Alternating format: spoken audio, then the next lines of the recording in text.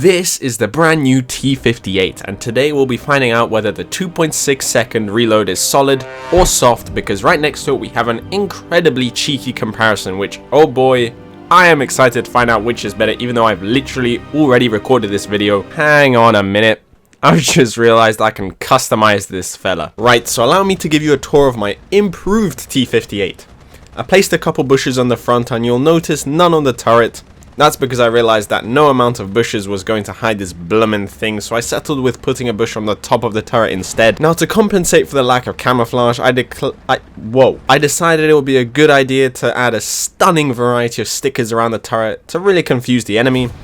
Along with that, I added this cheeky little machine gun, which I have only just now realized it is in fact the wrong way around, but oh well. Pretty sure I just saw a tank over here. Wait, hold on, I sense something. Alright, much better now. Wait, quieten down everyone. I'm feeling something again, but can't quite pinpoint what it is exactly.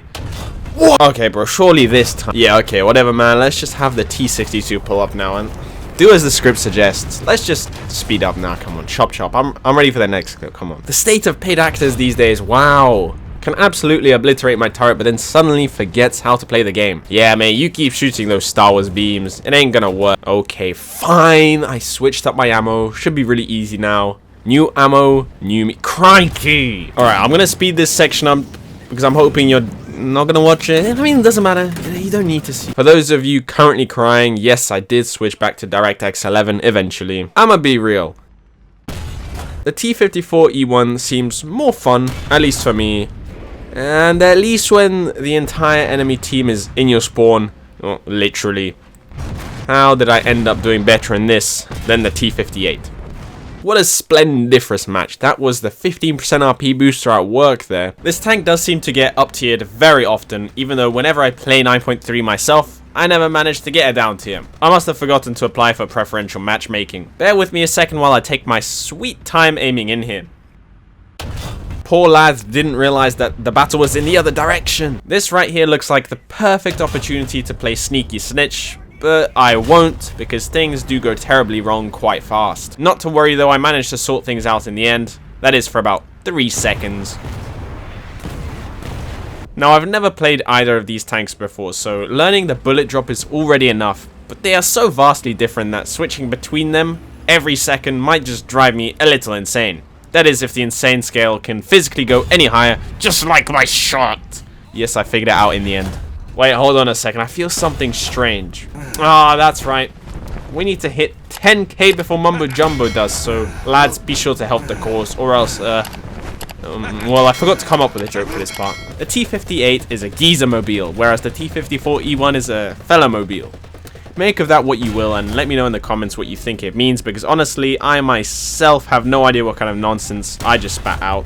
And I'm still trying to figure out what this gibberish I wrote in the script even means. So far, I've been enjoying the E1 a little more than the T58, but that's only because I'm an APDS warrior, and possibly I have a slight issue in skill.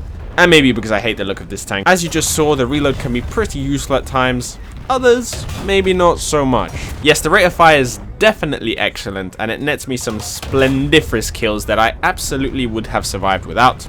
However, the autoloader is literally a revolver, and you see, when it runs out of shells, well, let's just say I'm gonna have to load up Premiere Pro because there's some cuts for me to do. No, your screen is not frozen. I was just alt-tabbed there, trying to write funny ideas for this video, and this random spanner clearly has no respect for the craft. Oh, dearie me, a struv.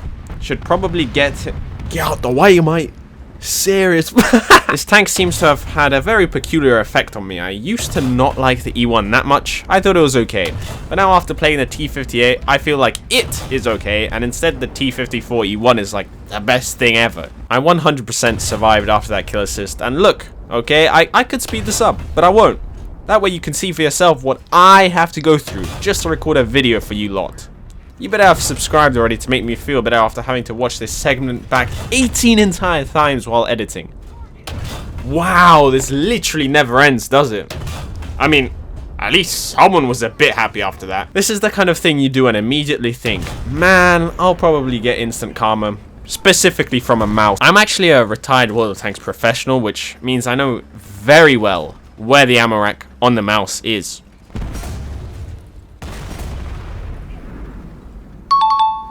This is literally my first time ever playing this tank, and as you may have noticed, yes, I did just call it a tank since I kind of forgot that it was an anti-air and immediately began playing frontline with it. But not to worry, because that worked very much in my favor, because I somehow managed to pull off 2 entire kills with this thing, which means I did better in a 7.3 AA than I did in an 8.3 premium tank with a 2.6 second reload. Blimey! I have just realized that this is a heavy tank.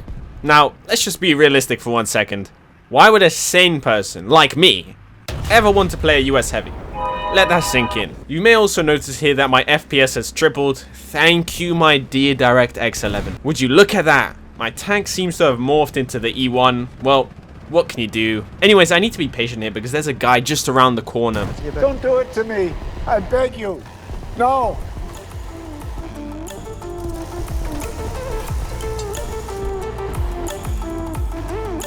Oh dear, we all know how this match is going to go. Although I do reckon that this tank could do pretty well here. However, through my extensive PhD research, I have found that it tends to help to know which side of the map you're actually on.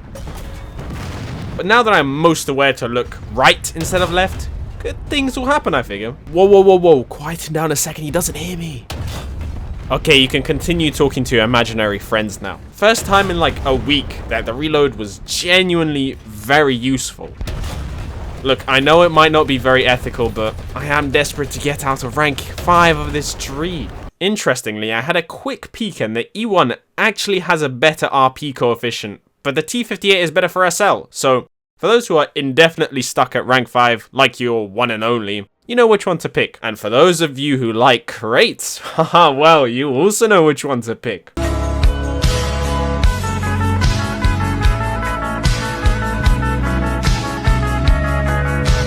By the time you get anywhere in this tank, more than half the enemy team would have already left the match. Oh look, finally something for me to do other than listen to the newest Clash of Clans news. You know, maybe this tank isn't as bad as I thought after all. Maybe I was a little too harsh. Disregard my last. Right, so you may have noticed the F-84 sitting in my pocket this entire video. Well, the only other footage of me using was legitimately lost, but you don't worry. You very much did not miss a single thing. If you didn't think this loadout was scuffed enough, allow me to introduce you to my modifications. Still got a kill though, so joke's on you. Okay, joke's back on me again, because I then make the unfortunate discovery that the only guns this thing has is 12 mils, so the next 5 minutes of footage was entirely useless. Honestly, these days stabilizers don't really affect my gameplay too much. I mean, really, they're just a nice thing to have most of the time. What in the camouflage is this? Now if I didn't want to stand out enough already. At least I still have the chicken riding a bomb decal on the top of my turret. In my defense, I did see the guy, so I'm not that bad.